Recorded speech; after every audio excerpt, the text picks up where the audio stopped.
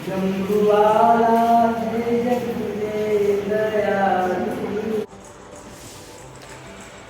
महाकालेश्वर ज्योतिर्लिंग दर्शन करने के बाद यहीं से हम चल दिए हैं ओमकारेश्वर ज्योतिर्लिंग दर्शन करने के लिए। मध्य प्रदेश में 2 ज्योतिर्लिंग हैं और दोनों ही पास पास हैं। ये रास्ते में शनि नवग्रह मंदिर। उज्जैन से करीब 140 किलोमीटर की दूरी पर मध्य प्रदेश के खंडवा जिले में ही ये ओमकारेश्वर ज्योतिर्लिंग स्थित है। और जो नर्मदा रिवर है उसी के बीच में एक शिवपुरी द्वीप है जो कि ओम की आकार की शेप में बना हुआ है। वहीं पर यह मंदिर है, हिंदुओं का पवित्र धार्मिक स्थल। यहाँ आ गए हम रिवर पर शायद रास्ता दूसरा था। हाँ, रास्ता दूसरा था तो हम लोग इस वाले रास्ते पे आ गए और शायद ये कोई गलत रास्ता था। तो यहाँ से अब हमें बोट से ही जाना पड़ेगा, नो ऑप्शन। सामने वो ऊंची पहाड़ी है और उस पहाड़ी के पास ही है शंकराचार्य जी की सबसे ऊंची मूर्ति। ये नर्मदा रिवर, हाथ जोड़ के प्रणाम कर लीजिए, क्योंकि सबसे अगर पवित्र नदी कोई मानी जाती है तो वो है नर्मदा। शास्त्रों के अनुसार मान्यता है कि जमुना जी में 15 दिन का स्नान, गंगा जी में 7 दिन का स्नान जो फल देता है उससे ज़्यादा ही पुण्य फल नर्मदा जी के दर्शन मात्र से ही प्राप्त हो जाता है। ओमकारेश्वर का निर्माण नर्मदा नदी से अपने आप ही हुआ है और ये नदी भारत की सबसे पवित्र नदियों में से एक है। और इस पर जो है आजकल विश्व का जो सबसे बड़ा, सर्वाधिक बड़ा जो बांध परियोजना है उसका काम चल रहा है। उसी की वजह से हम भटक गए क्योंकि हम इस तरफ आ गए।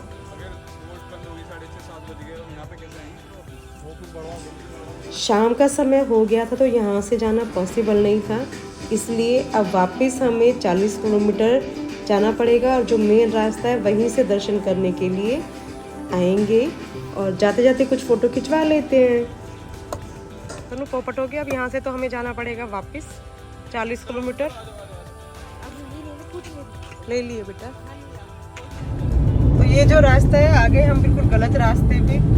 यहाँ से मंदिर जा तो सकते थे लेकिन गाड़ी का कोई रास्ता नहीं था, आपको बोट से ही जाना था। और ऑलरेडी 5 बज चुके थे और 6 बजे के बाद बोट चलती नहीं, तो 1 घंटे में वापस आ नहीं सकते थे क्योंकि भीड़ बहुत हो रही थी। तो इसलिए अब हमें यहाँ से वापस आना पड़ा। 40 किलोमीटर घूम के अब दोबारा हमें दूसरे रास्ते से जाना पड़ेगा। तब तक हम बाहर वाला जो व्यू है इसको एंजॉय करेंगे फिर से, ना चाहते हुए भी।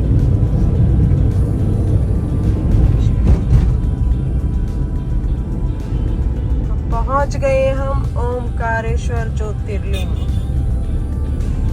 नर्मदा की धरती पर आप सबका स्वागत है। ओमकारेश्वर एकमात्र ऐसा मंदिर है जो नर्मदा नदी के बीच में स्थित है। यहाँ पर भगवान शिव नदी के दोनों तट पर स्थित हैं।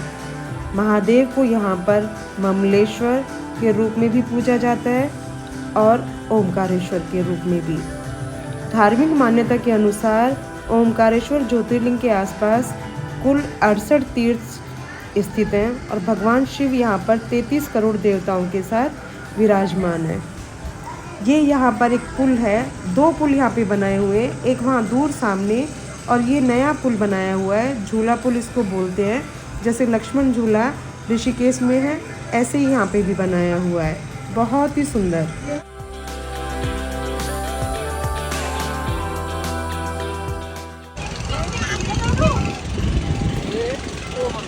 ये नर्मदा रिवर और ये ब्रिज बनाया हुआ है, इधर घाट है और सामने मंदिर है। घंटियों की आवाज़ आ ही रही है, आरती चल रही है। पीछे ममलेश्वर मंदिर, सामने ओमकारेश्वर मंदिर। ओम की पर्वत की शेप में बना हुआ है, ओम की शेप में। और ये पहुंच गए हैं हम मंदिर के द्वार पर। 7 बजने में 10 मिनट हो चुके हैं शाम के और भीड़ बहुत ज़्यादा है। जिस तरह महाकाल ज्योतिर्लिंग में भस्म आरती की बहुत ज़्यादा मान्यता है, उसी तरह ओमकारेश्वर मंदिर में शयन आरती विश्व प्रसिद्ध है। हालांकि ओमकारेश्वर ज्योतिर्लिंग में भगवान शिव की सुबह, मध्य और शाम को भी तीनों प्रहरों में आरती होती है। मान्यता है कि रात्रि के समय भगवान शिव यहाँ पर प्रतिदिन सोने के लिए आते हैं।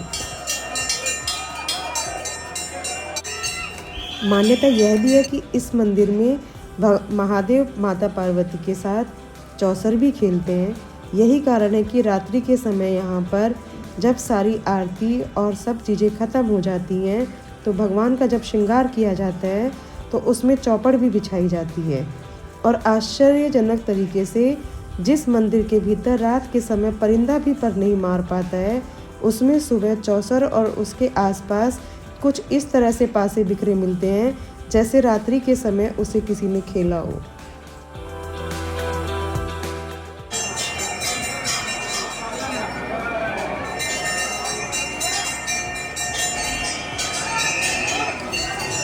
बहुत बढ़िया दर्शन करने के पश्चात, जो कि दर्शन हमारे हार्डली 15 मिनट में ही हो गए थे, अब यहाँ से हम लोग जा रहे हैं ममलेश्वर।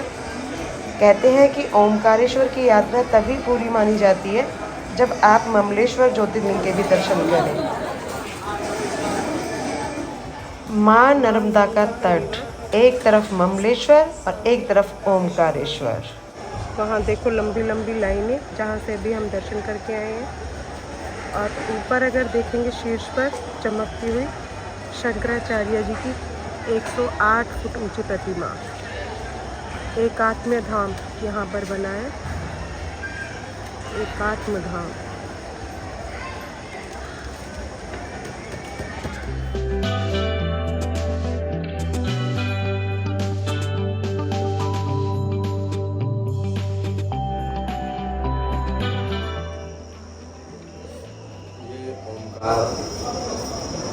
त्रिपुर में बसे हुए ओंकार स्वयं है, स्वयं को शिव है। ममलेश्वर आदि गुरु शंकराचार्य द्वारा स्थापित ज्योतिर्लिंग, 12 ज्योतिर्लिंग में जो है ममलेश्वर भी आते हैं। ओंकारेश्वर 12 ज्योतिर्लिंगों से भी बढ़ के हैं। ओंकार त्रिपुर क्षेत्र है जी, कम से कम 30 किलोमीटर दायरे में ब्रह्मपुरी, विष्णुपुरी और शिवपुरी। ब्रह्मपुरी में ब्रह्मा जी का मंदिर, विष्णुपुरी में विष्णु जी का मंदिर, शिवपुरी में स्वयं ओंकार इसी स्थान पर जी, यहीं पे 3 पुरी है जी। इस क्षेत्र में ब्रह्मपुरी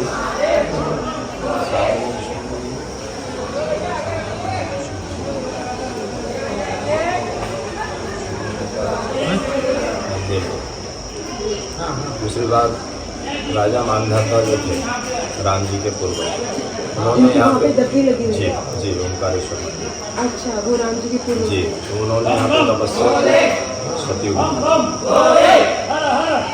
स्वयं उनका प्रकट हुए। उन्होंने बोला कि वो राजन वरदान मांगिए, तो वरदान की जगह पे उन्होंने भगवान को बोला कि आप ब्रह्मा, विष्णु और महेश तीनों के स्वरूप में यहाँ पे दर्शन दे के विराजमान हो जाएंगे।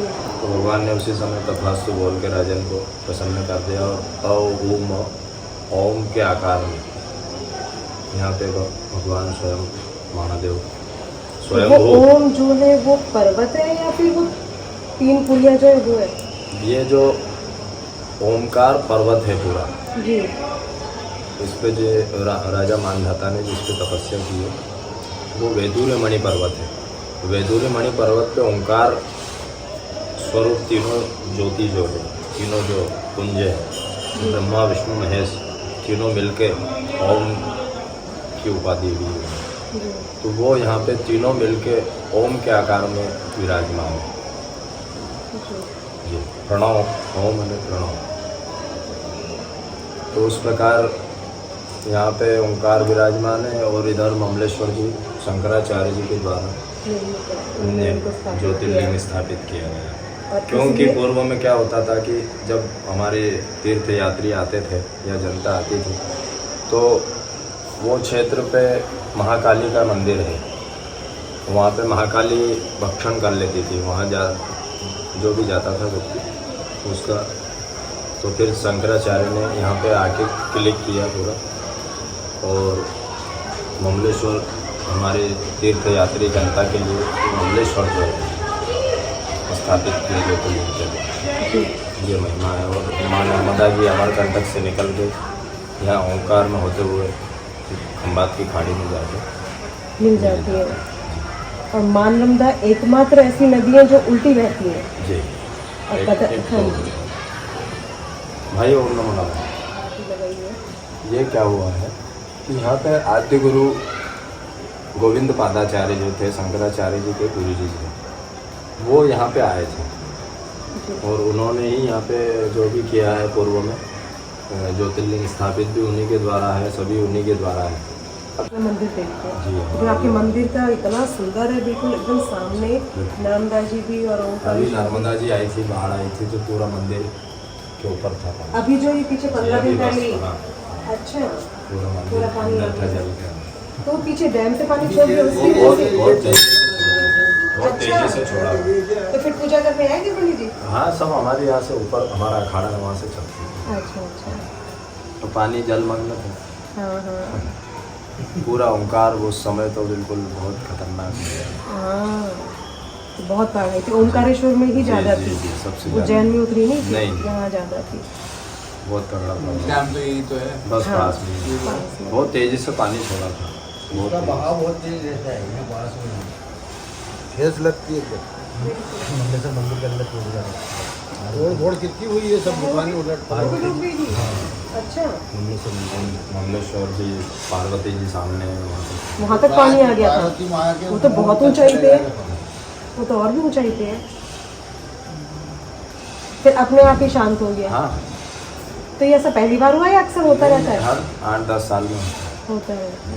बाकी इस बार 92 में आई थी बाढ़, 1992। 92 में उसके बाद अब आई। अब आई है। 2013 में भी बहुत विकराल हुआ था। 2013 में जब हुआ था। उसके बाद अभी ये दूसरी बार। ये देखो मंदिर अरे रे ये वीडियो आप हमें देंगे? हाँ, आपका नाम क्या है पंडित जी? मनोहर शर्मा। मनोज शर्मा। जय जैसे नर्मदा जी खुद स्वयं भगवान को यहाँ पे स्नान लगे यहाँ पे शाम को आ गया था पानी।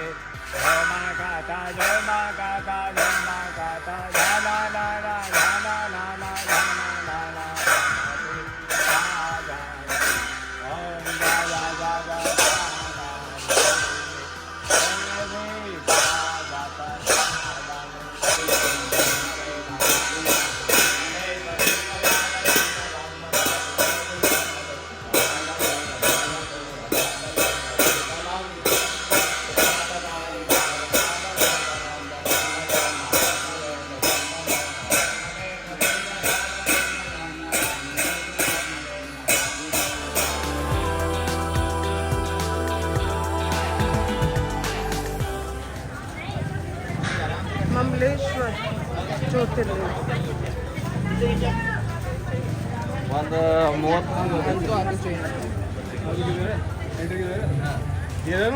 दर्शन हेतु प्रवेश द्वार। हाँ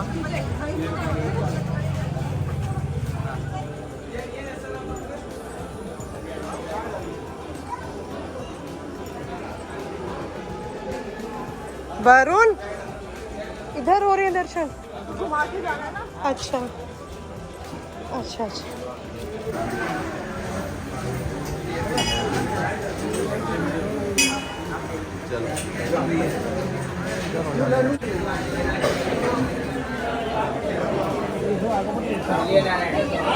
भगवान का